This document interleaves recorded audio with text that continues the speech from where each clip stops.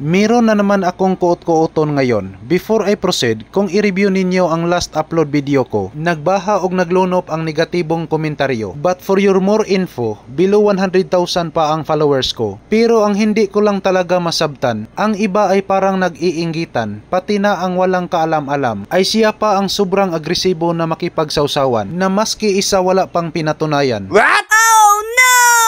Ito lang ang palagi nyong tatandaan, lahat tayo ay may kanya-kanyang kakayahan, at kung sirado man ang inyong isipan at ayaw mong malabuan, much better manahimik ka na lang dyan at makinig sa aking storytelling nga walay kapaingnan.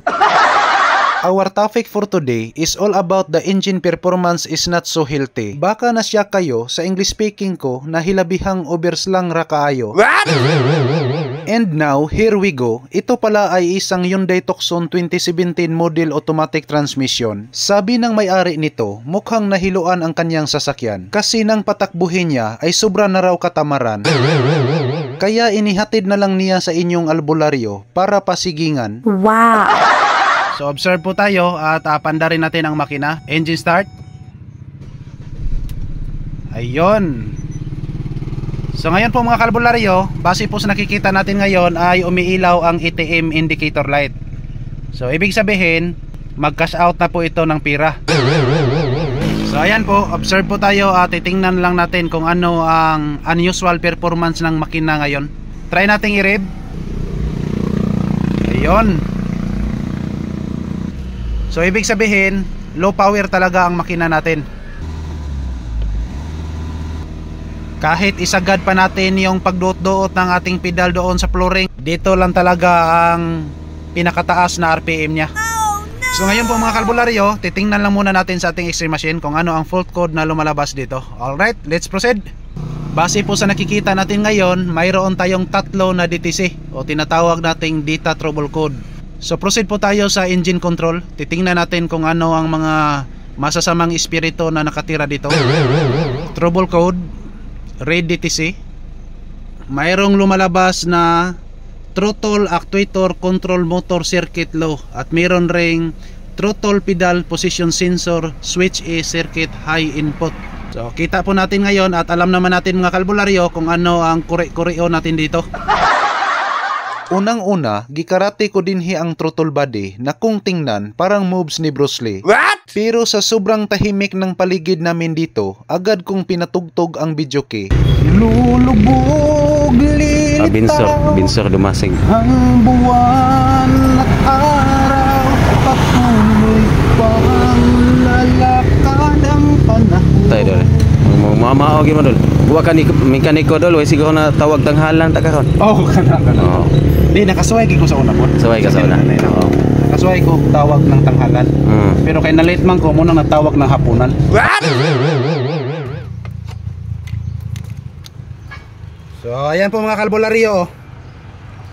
Kita nyo ngayon na sobrang dumi. Paalala lang po sa mga kapwa kong mekaniko dyan, ang iba ay hindi talaga mag-suggest na galawin natin ito ang choke plate. Kasi mayroong chance na hindi na bumalik yung original na idling. Yes! So kapag wala kayong X-ray machine mga kalbularyo, ay totoo yan. Dapat hindi nyo ito gagalawin.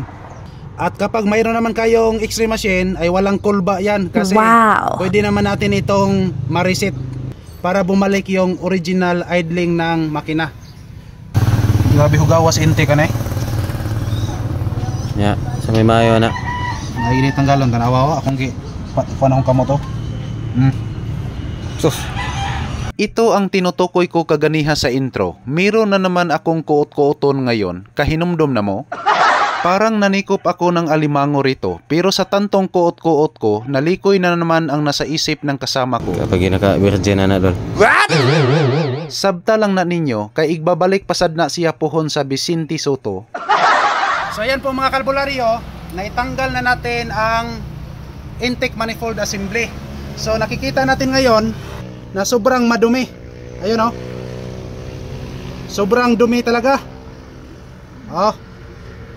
Kung hindi ako nagkakamali, first time po ito nating naibaklas. So kita din natin dito sa mismong cylinder head. Oh, madumi din.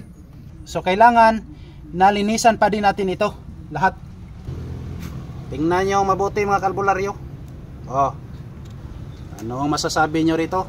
Na hindi tayo nagkakamali sa pagbaklas nito kasi mayroon na talagang masasamang espiritu. So yan po mga kalbularyo, bago na po itong nalinis. Ayan. Huwag kayong magtaka bakit sobrang linis na ang mga pitsi-pitsi diring dapita. Ang Team Albularyo ay talagang 101% kompleto. If you wanted to know, tapusin nyo lang ang buong video para makilala nyo kung sino ang bida sa tiglimpyo sa aming grupo.